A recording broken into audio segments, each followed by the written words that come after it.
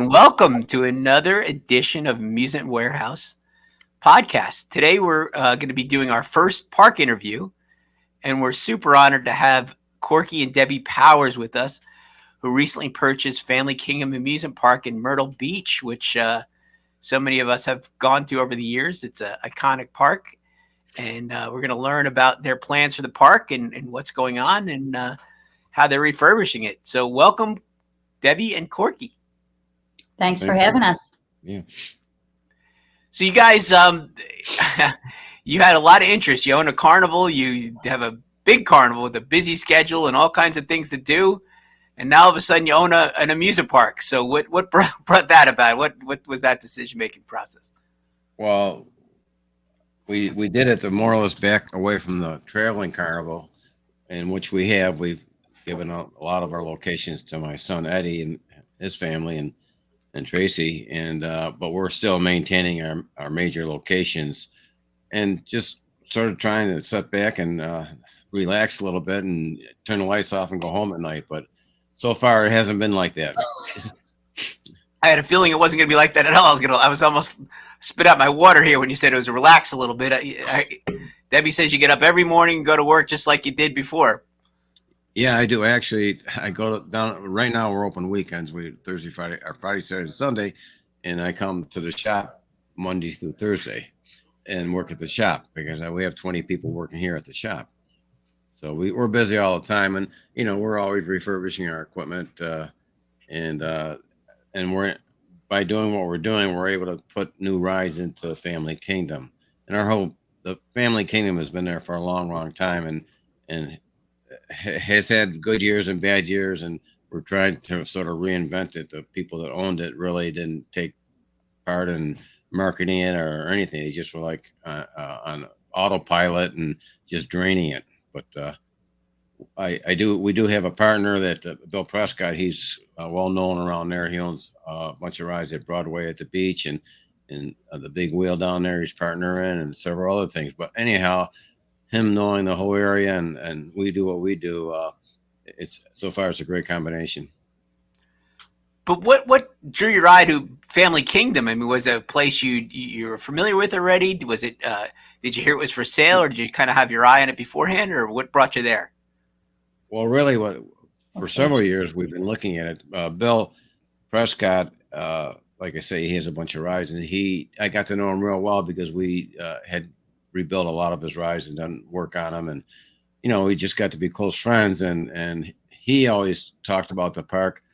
He didn't know how long they were going to keep it, and that they're really not running it properly, and that he asked me if I'd be interested in buying it with him, and we had talked about it, and at one point during the pandemic it became available, and unfortunately everything else didn't become available as far as money, so so we had to move on, and they actually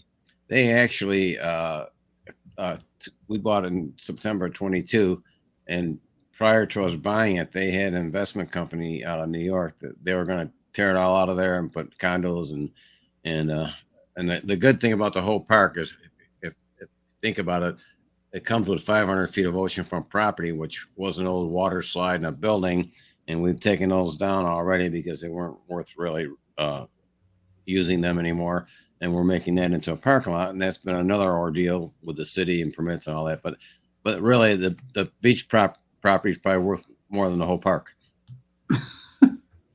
I can see that. So Family Kingdom, or what's now Family Kingdom, started in I think 1966 as Grand Strand Amusement Park, and was purchased in '92 and became Family Kingdom.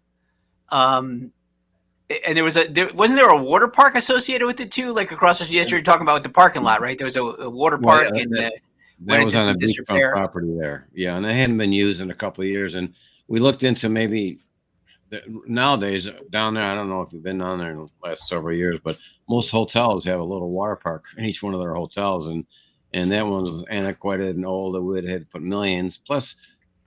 You need lifeguards. It's just so much to it with the health department, and it just wasn't worth our effort to upgrade it at all. So it was cost ineffective, to say the least. For the water park, yeah, they always intrigue me because there's so many it's not like a ride where you strap them in, you press a button, and they Right.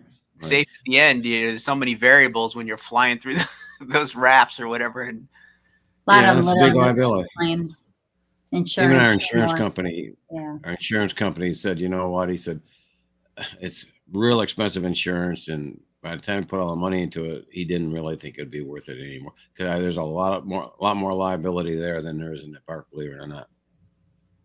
that makes sense. That makes sense. And the other part, Ron, about Myrtle Beach is it's close to all of our homes. Our children live in Wilmington. We live in Lumberton, so we can be home in an hour and a half if we so choose to. Quite unlike if we were on the road traveling, it would take hours and hours and hours to get home, or even flying. It would take a long time by the time you drive to the airport, etc. So, location had a lot to do with why we chose Myrtle Beach. Mm-hmm.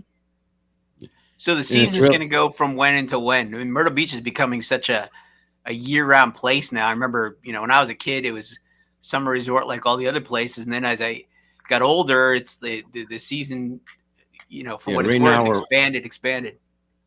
Right now, we're opening like a week before Easter, and then closing a couple of weeks after Labor Day, and eventually that we may get into some Halloween things and maybe Christmas programs, and just something we haven't dove into. Right now, we want to maintain, like obviously Raleigh and Goldsboro and Rhinebeck and Gaithersburg. Those fairs are great fairs, and we have they're great partners. And we're still young enough to still do them, I guess. But that was the whole plan, just to do those few fairs and to be down there all summer long. And if we had to pop in to a fair, we will personally be at those big fairs. And the good thing about Goldsboro and Raleigh, we're closed at the park, so all those rides I take to the park are going into Raleigh and Goldsboro, and so it sort of works out in that respect. So the Swamp Fox will be moved to Raleigh. Ha Yeah. That's actually when we the people that own the park, they had an office 7 blocks from there, and they visited the park like maybe once a year. They didn't, no promotions, no nothing, and it's just unfortunately we're going to have a grand opening next year with a new name, because the name has been tarnished over the years, and with all the stuff that we've done and the improvements that we have done. I mean, when we took it over, the Swamp Fox, you talk about the Swamp Fox, we had like 4 phases. They did part of a phase to start with, and which we did phase 2 and 3 in the last 2 years, which were both over $1 million each on the Swamp Fox. And we have one more phase to finish up this year, next year, and actually this year. And then it's good for 15, 20 years. If we have our coaster guy who's been there like 12, 14 years, and we just had to rebuild the whole coaster, and we thought about taking it down, but that'd probably ruin the park if we took it down. That's an interesting thing. Is the Swamp Fox, I guess, is the iconic piece there. So you knew you had to do repairs and refurbishments. And with your ride experience, you've got such a great ride experience. But one thing you probably didn't have that much experience with is a wooden coaster. So that Philadelphia Toboggan Company classic coaster, the Swamp Fox, that must have been an interesting project, refurbishing that a bit and moving that on. Can you tell us a little bit about it? Yeah, actually, the company that's redoing it, he actually built the wooden coaster at the Pavilion Park years ago, and he's been rebuilding and repairing and building coasters all over the world. And this needed to be done, or we wouldn't have been able to operate it. And I'll tell you, Debbie and I ride it every year, and it's pretty smooth for a wooden roller coaster. We're really proud of it. And but I never, like you said, I didn't know anything about a wooden roller coaster, but I did learn that they should have never painted it, because they say paint holds moisture and rots wood, and that was one of the things they did. And when you're paying now $29 a foot for iPay wood, you don't paint it now. So you learn a lot over the years, but it's a great piece of equipment. It's a drawing card. And the other thing, we have Philadelphia Toboggan Flume Ride too. So And that's a big Is that a rock. PTC flume ride? I thought it was. I read somewhere it was an O.D. Hopkins flume ride. Actually, I think it's PTC. Yeah. we got to correct that Appreciate Wikipedia. They got it listed as an O.D. Hopkins flume ride. Yeah. I was curious about that. Yeah. We'll check that out. Yeah. I'm almost 100% sure. But we have the first Sally dark ride, interactive dark ride that they put into a park back in the day. It has 99. Yeah, I saw you had a Sally Dark ride. That's pretty cool. Do all the did you have to refurbish the inside with all the tricks and all the different things? There's 99 tricks and every one of them work. What? Yeah, there's 99 tricks. I mean, it probably could use being modernized or whatever, but it's a pretty cool thing. It's a neat. I've been through it a couple of times and people love it. They really love it. And you probably know this already. We have that they call a twist and shout coaster, which is, like the old mouse type coaster, but of course the cars don't turn. But that's a Zamperla piece. Yeah, I'm not. Maybe is. I don't know. But I'll tell you one thing. Debbie says that's the scariest ride on the park. And I ride everything. I was on the slingshot Sunday, and I'm not afraid of that stuff. So that's the scariest one we have. You feel like you're gonna fall off when you get to the edge. Flings you around. That's the way I always feel with those wooden coasters. It feels like you do not feel safe. You feel like you can, fly off at any second. It's not like the steel coasters. So those are always intriguing to me. That because the ride you get is so much different. But you said yours is pretty smooth, which is neat. But that ride's won a bunch of awards too. It's got a bunch of distinctions. I was looking top 10 here and all that kind of thing. That could be something you could make a big deal out of too, I guess. With the we are actually. I don't know. We have a friend that's used to work at Quasi Park, Ron Gusterson. He did all the marketing. I think you know who he is. But anyhow, he lives in North Carolina. He worked for me for years. But anyhow, he's going to get all his coaster enthusiasts to come over there and have a day one day at the park with the coasters. And he's into all that kind of thing. But yeah, the coaster. We had one guy stop by already, and he rode it, and he said he rode it before years ago. He said he couldn't believe how much smoother it is today. There's a plaque right as you get on the coaster, and it's a landmark plaque from the American Coaster Association from many years ago. So it is one of the landmark coasters in the country. I think it's only one of 2 wooden roller coasters on the East Coast, right, Cork? I think I read that someplace. Yeah. But the thing you don't know on the water, I mean, on the Atlantic Ocean. Right. The thing there used to be one by me here in Virginia Beach, but they blew it up for a movie, right? That's right, exactly. Yeah. That's right, they did. The one thing you don't know, we owned the park for 9 days, and we got it baptized with 4 feet of water in the park. You got it baptized with what? I didn't hear that. Yeah, with 4 feet of water in the park. Oh my gosh! From the hurricane and high tide at the same time. Oh my god! And what kind of damage did that do? A lot. About $4 or $5 million worth of damage. We did have some. We did have some insurance, didn't cover everything, but we had a lot of damage. It was 9 days after we didn't even have the park open; it was closed, and it was so that took a big undertaking last winter for sure, getting that all ready to go. But the good thing is, if there's anything good, all the rides they had in there, the rides that I took out of there were ground mount rides and antiquated rides, and they were smart enough because they've had issues in the past, not as bad as that, I don't think, but they take the motors off the bumper cars, or they take the motors off the Hampton umbrella rides, and try and get everything high and dry. However, that flood just came so quick, they didn't get everything done in time. But the good thing is we were able to salvage all those rides, but we're not using the rides I put in there now. It'd have to be 5 or 6 feet of water to get in there to get to our rides, because they're modern rides, and all the transformers and things like that.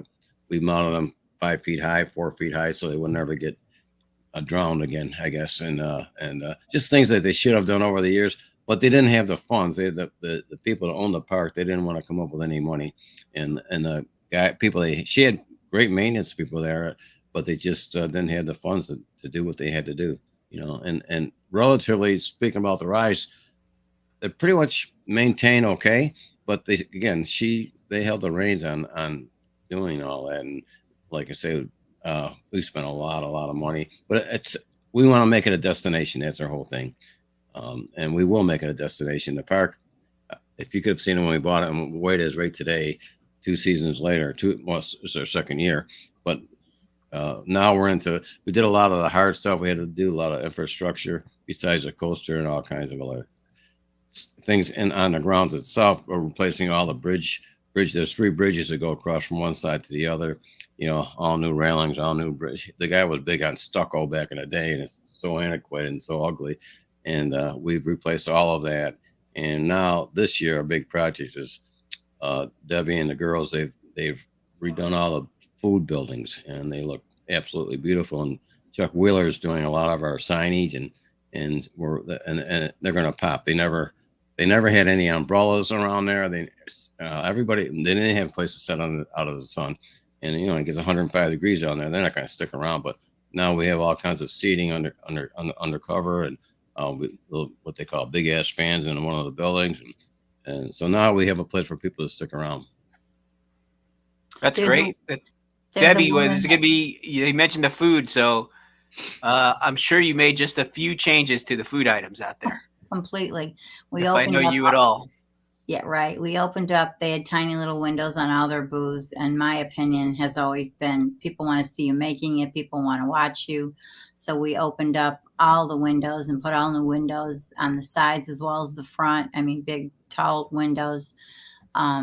So that was a huge thing. We painted everything. They had their whole theme before was a Renaissance. Why they called it Family Kingdom. Because it was trying to get to that Renaissance. Like they have towers everywhere that look like an old castle. So we've changed almost all of that. And so consequently, pastels were their colors, which in my opinion, pastels don't sell. You need bright colors. People want bright colors. It's a known fact. People like reds and yellows, and that's what makes them hungry. So we painted a lot of reds, yellows, the cotton candy. We put a cotton candy popcorn booth in. They never really had anything like that before. And that's doing well with the ices, and all of the children and myself and our nephew have taken over all the food and one other person with the pizza.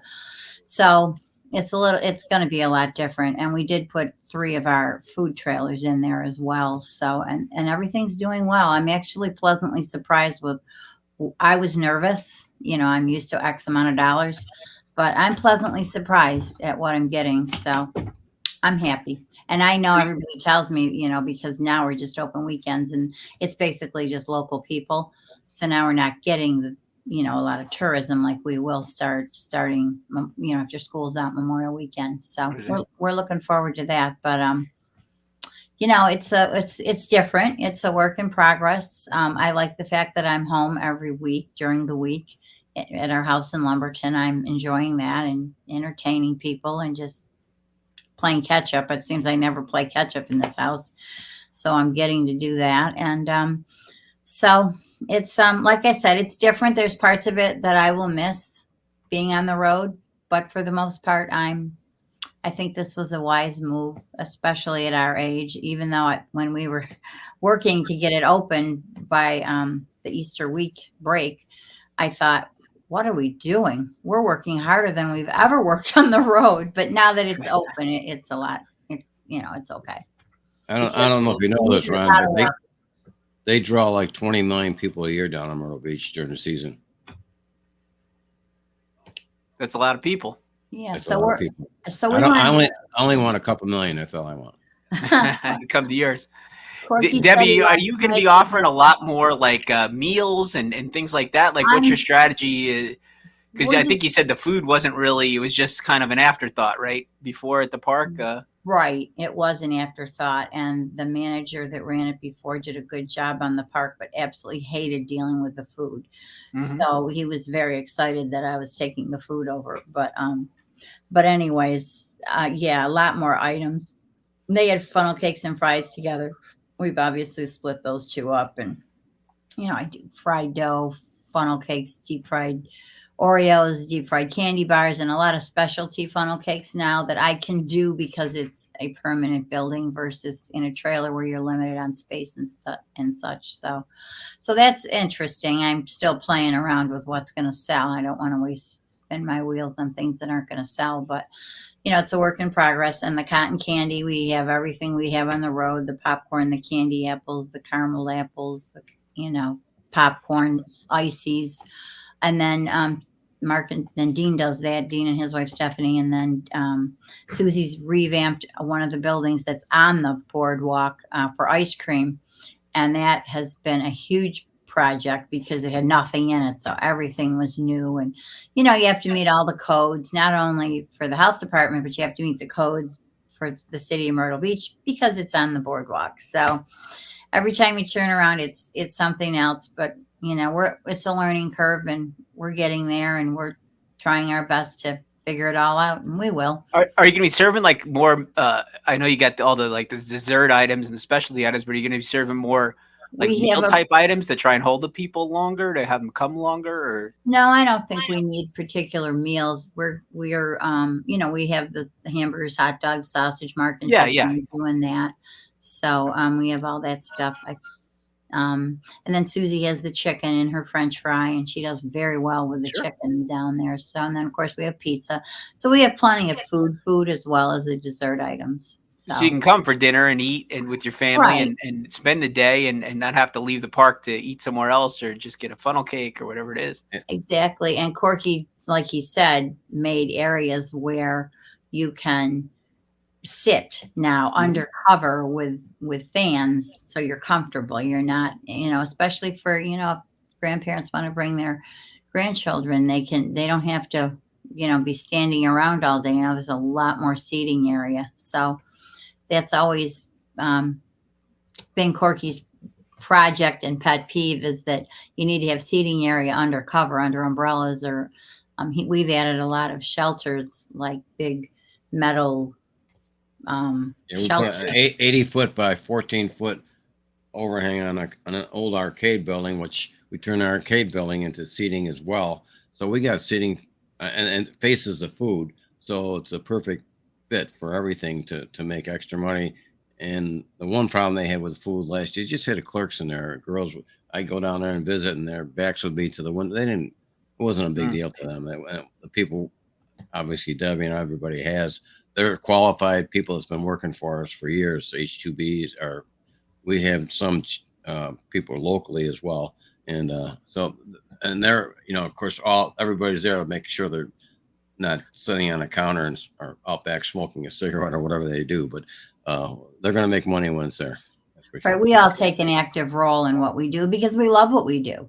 I absolutely love what I do, and I don't want to retire anytime soon. Even though most of my friends are retired, I certainly don't want to retire. I can't imagine what I would do with myself, and I can't imagine if Corky retired, what we would do.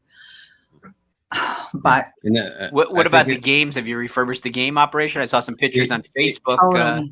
Steve and Annie totally redid the game. He brought new games in, and he spent lots and lots of money. The games are just hanging in there right now, which he knew that. Knowing that the season is about 100 days, but come Memorial Day on, it's different from a fair where you wait for the weekends a lot of times. But at a park like that, you get the same kind of money almost every day, all week long, because tours change within 2 weeks, every 2 weeks, and you get new people, new faces. So that's a whole different thing that we never really dealt with before. So it's going to work fine. The other thing I meant to mention that they have a chance wheel. I think it's the number 2 chance ground mount wheel they ever built from Chance. Yeah, and their lighting package, when we bought it, even at night you couldn't see it. They had the old Italian lights in it, and half of them were out. So we put a big Denny's lighting package into it, and the carousel is a 1929 Philadelphia toboggan. It's beautiful and huge. Oh, you got a PTC carousel too. Oh, that's nice. Yeah. You need to come down there, Ron. I will. I definitely will visit this year. It's exciting. The what was I just gonna say? So the games are going to become a bigger part of the park then with Steve's. Yes, they band? actually. Steve is. I think he has 16 or 7 games in there, and there's one building. There was a building there. They had games in it, and he just revamped that whole place. And like I say, he's just stuck a ton of money into good family games, and you know, the old photo machines and punching bag, all kinds of stuff that they haven't had there in the past. And I think he's going to be happy at the end of the day. I think the big thing is, even last year we wasn't the greatest year there. We made a few dollars, but when I looked at my expenses on the road and looked at my expenses there, I bet you on the road it's 35-40% extra just moving a show compared to being a permanent location that we now get to keep. So you don't need as big grosses to net as much. Yeah, exactly. Right. And it's all about the net anyways. Net more money. It's all about the net. Yeah. Well, I've always thought when I was talking to park people and talking to a carnival, the park seems like it's more you can actually manage a business because you got a relatively good idea how many people are coming each week. Yeah, there's weather, but it's not like the carnival where, this could break down over the road, or you smash a trailer into the side of something, or your help quits, or I'm sure that happens at the park too, but you're a little more on your feet and stable there, where you can actually manage a business and spend more time managing the business, watching costs, controlling costs, doing all those things, rather than being on the road and hoping things go well week to week. We'll let you know at the end of the year. But I do agree you can control your costs better at the park. And believe it or not, we probably have, I bet 35 people have been working there for 10, 15, 20 years. We have one old timer that runs the train. A train pretty much goes around the whole park. It's a beautiful train. We just actually redid the whole train, but he's been there for a long, long time. It's just a really fun ride, but fun ride for everybody and family. The good thing about the park, we're on Ocean Boulevard, which is a boulevard right at the ocean, and at the other side of the park is Kings Highway, Highway 17. And the city actually built a walkway from 17 right through the park to Ocean Boulevard, and it's a big asset for us. And we just know that this is something that had lost money forever, not lost money, but didn't make any real money. But we just believe we will make it a destination. Yeah, that's interesting that you use the word destination a bit because I guess when you're at a fair, the fair is the destination clearly, whereas with parks or I'm sorry, especially a resort type park, the vacation is their destination, right? They're going there for the ocean and all the other things, and then you kind of got to compete for their attention once they're there. What are we going to do tonight? What are we doing? But then you also have locals where you would be a destination. Let's go to the park today. So are you looking at how big of do local people play, or within, I guess, a 50-mile radius, coming to the park, inviting them to the park, and then how much are tourists going to be a focus for you in the future? I think locals will be a big part of our income. Just for an example, with a lot of taxes in South Carolina as far as ride taxes and entertainment taxes, all that stuff. But so our regular ticket for someone just buying a ticket without buying them online ahead of time or advance sale, all that is like $50 with all taxes. We offer half price for all the locals, and we have three counties that we offer that to, and season passes as well. And so that's starting to click for everyone too. So you spend $25 to come into we have 34 rides in there, including all the coasters.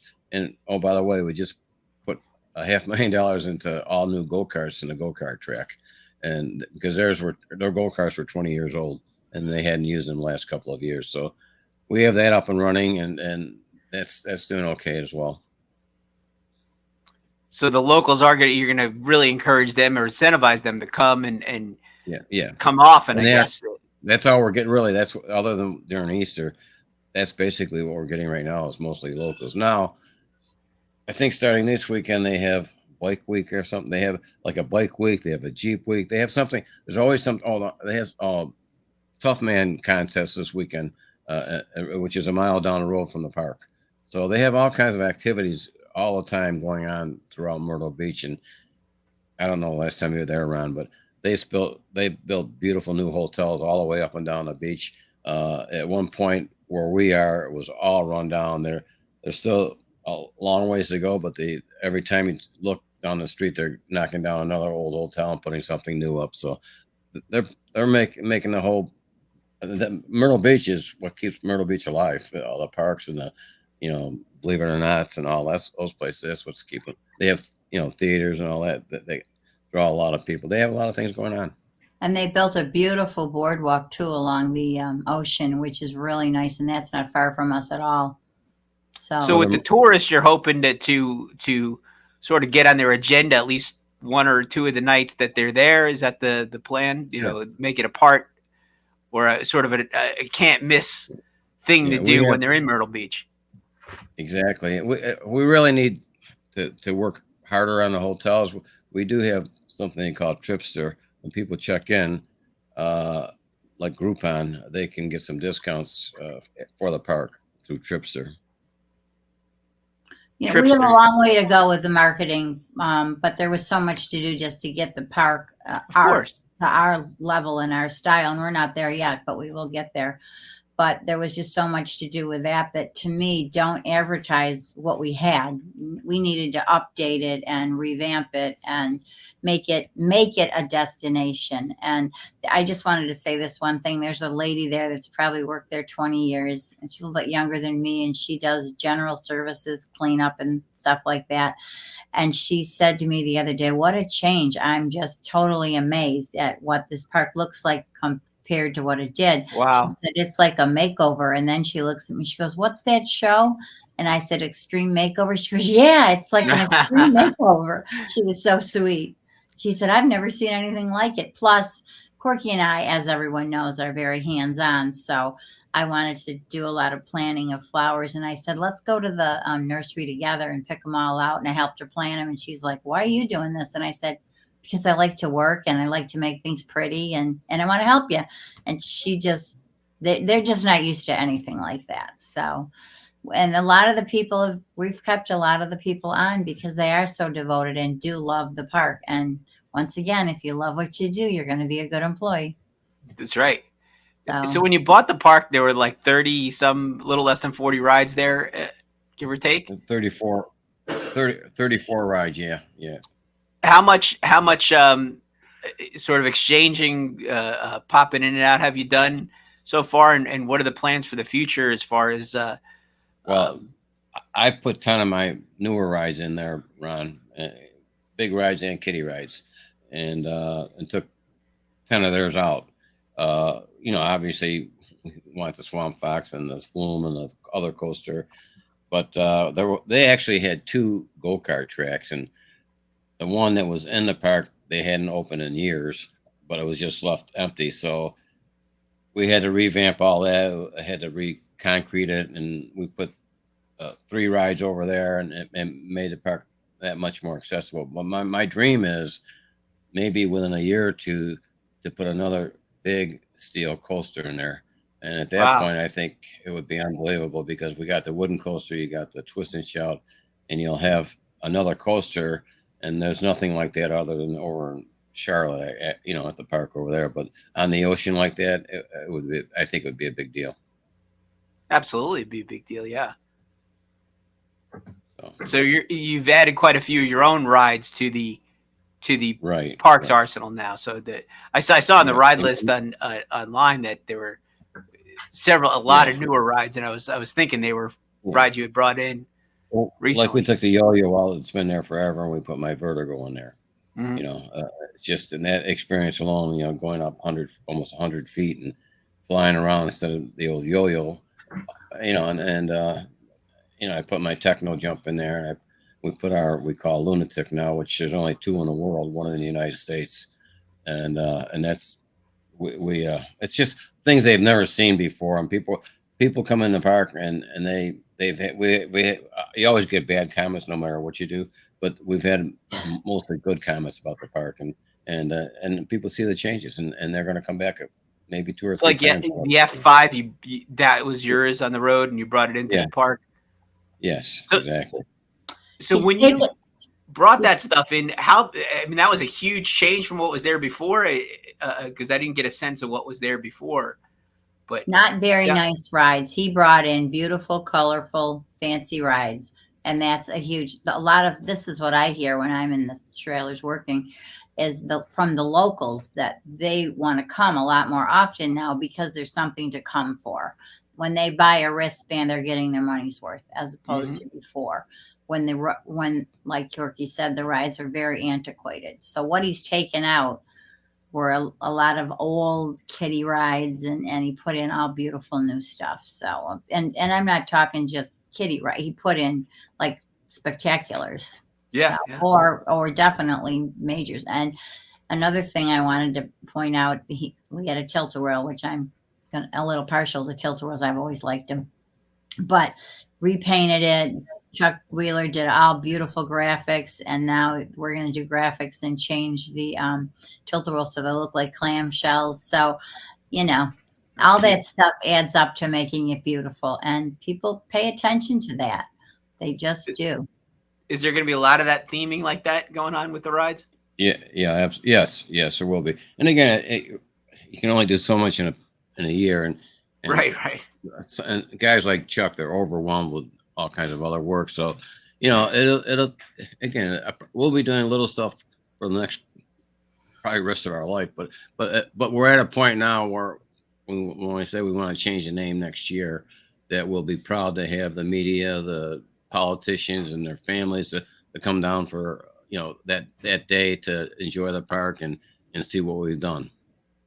Is the Powers name going to be involved with the park name, or do you know what it is yet? No. We have 3 or 4 names we're throwing around, and with our partner and our we'll come up with something. We want to keep Kingdom in the name somehow, but Okay. But and I want to make it a destination park, not an amusement park. I want to call it something Kingdom Destination Park, because I want people to get that in their head that it will be a destination.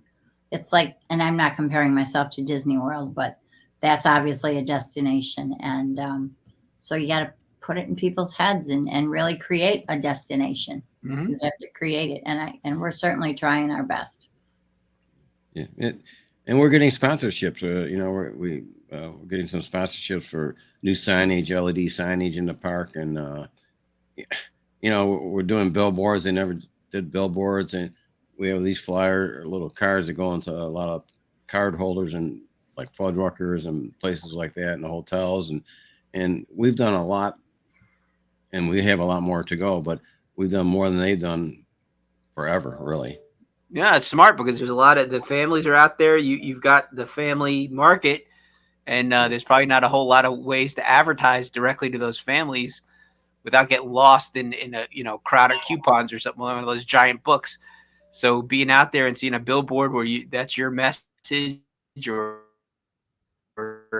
being on a ride where you get the information out there, I think that's a great idea. That could probably be a great source of income for you when you're doing it. It's really smart. So you've probably got a few family members involved in this project, I would imagine, huh? Yes. Can you tell us a little bit about who's working on the park and underneath the Corky and Debbie hierarchy there, and what they do and what their plans are for long-term with the park?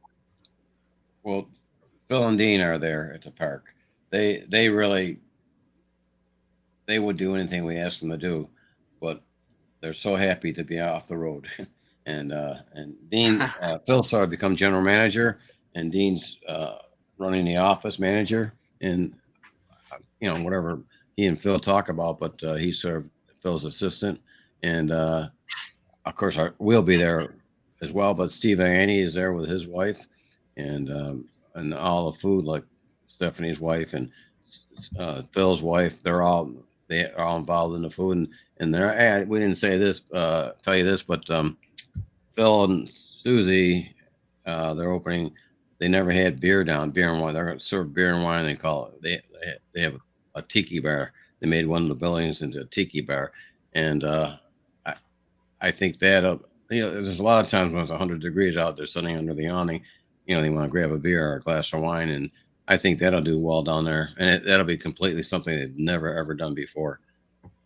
And we have a lot of our people that are key people that we had on the road with us that we don't need to go out with my rides.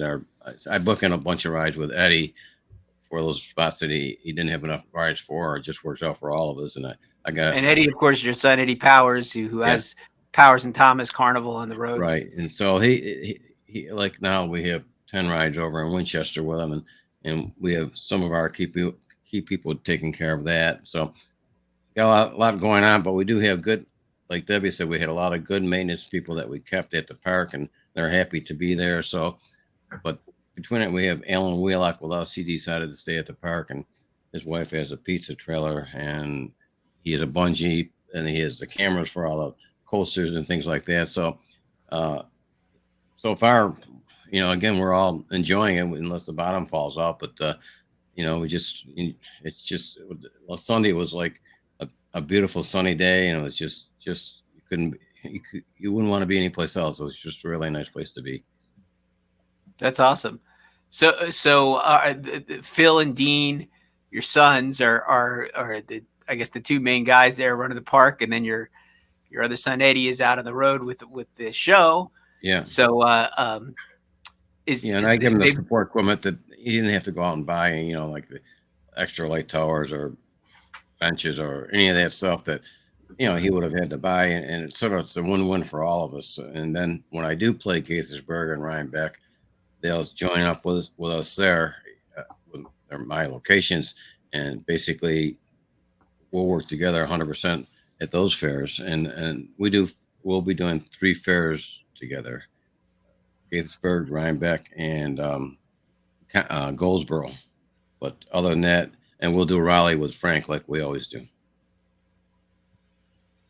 And he works with his sister Tracy, so they're a team. Yeah, of course. I'm sorry. Yeah, and they're spouses. Can't leave people out. No. Especially your children. No, Ronnie and Amy, and they'll all be. So and you mentioned Phil, who's general manager. Yeah. I'm sorry. You mentioned Dean also, who's what am I trying to say? Internet or support on electronics and things like that. You're running a electronic ticketing system there for the first time, aren't you, at the park? Second year. Fun Tag is there for the second year. So the customer's experience is going to be a lot smoother going in and out than it used to be. How did they buy tickets in the past, and how are they going to be able to buy them now? Actually, the gal that works in the office for Dean, she's experienced the old system, and we've had, which I don't have to tell you, a few glitches with Fun Tag, and they're still building their product as far as I'm concerned. But she said it's like night and day with their old system. So much easier to keep track of, real time. You can figure out what's going on, and it's just it's a much better system. And once he's had a learning experience as well, which I don't have to go through all that, but I think next year or two we'll have it. Like I want, for an example, Ron, and you can relate to this. I want something that we can mount on a ride where somebody comes up with a wristband and they can just hold it to that thing, that 3x3, red or green, either it's good or it's not, rather than hold a phone in their hand and drop them and break them and all that stuff. So we want some things more permanent to make it faster and more and batteries won't go dead, and it'll be wired into the real electric system. So, and there's not as much personal contact with somebody maybe having to take somebody's hand or something because they're not paying attention, the person.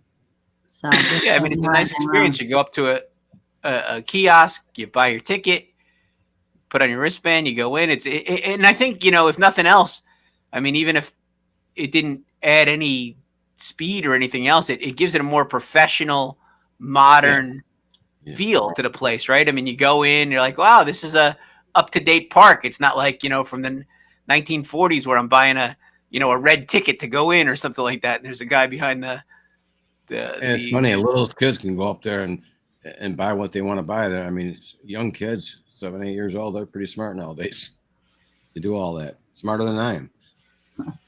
Technology, anyways, that's for sure.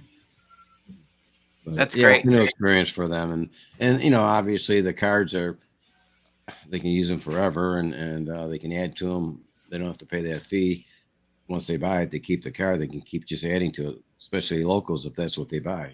So we try to make it. Obviously, I want them to come there and feel that they have a bargain. And nowadays with the grocery bills and the gas and everything out there, I think we have a bargain. We have a big bargain, especially the locals. They don't have to go very far to have a great day. And they've never had a season pass. This is the first year that I guess from talking to whomever, Dean decided that was a good idea, and we all talked about it, and that is really going well. They never had that before. I think it's $159. Is that for the regular people? Yep. Yeah. That might be worth it for the family for the week to go there. I mean, shoot. I mean, it's not that bad. You're on vacation, $150. Right? If you're going to come more than 3 days, it's definitely a deal.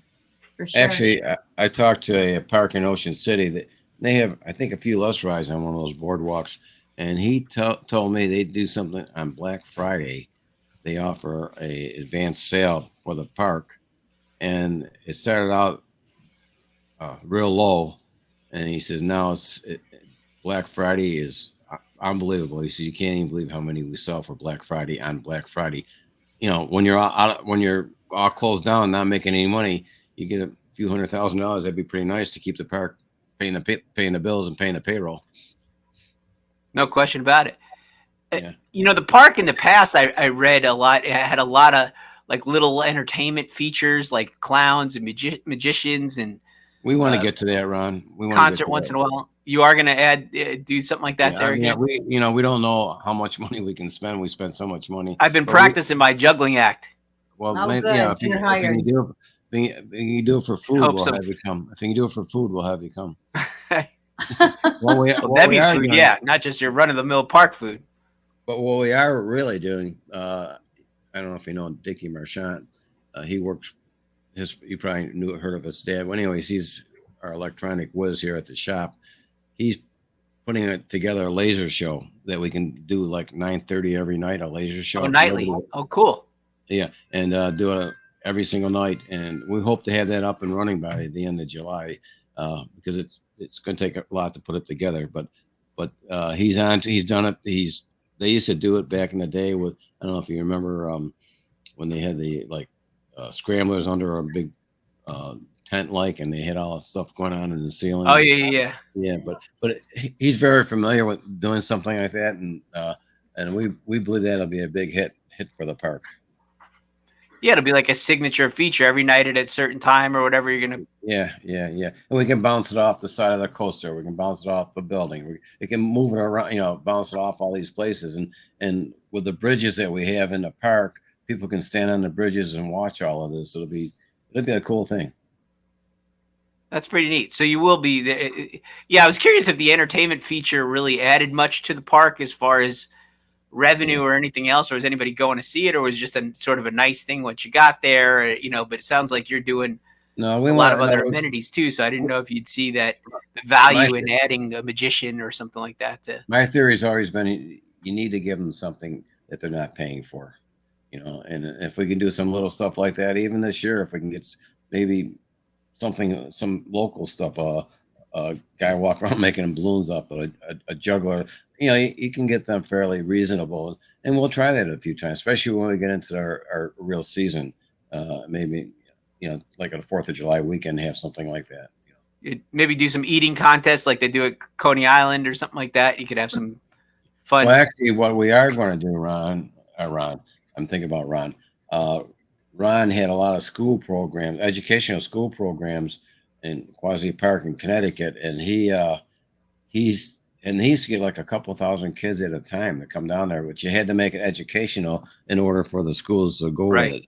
And so they would have like so much per person, and it's an educational thing, and let them ride the rides, and maybe get them a hot dog and a drink, or something like that and make a whole package.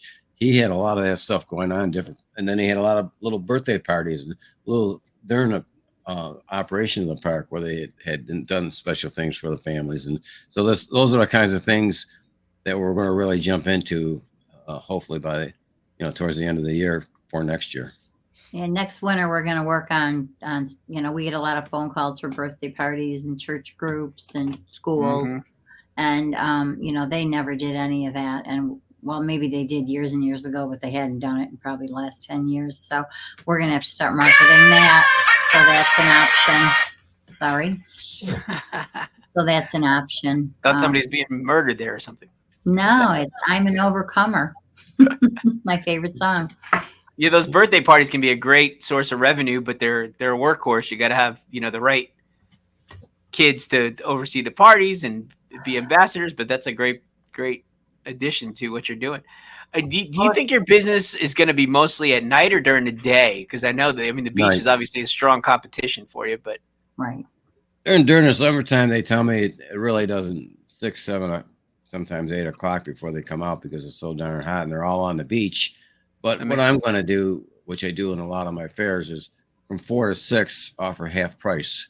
Even if they come over and at least buy their wristband, they can come back at 8 o'clock. I don't care. But it'll do two things. It'll get them maybe to come over earlier, get those cheap discounts, and maybe stay there and eat.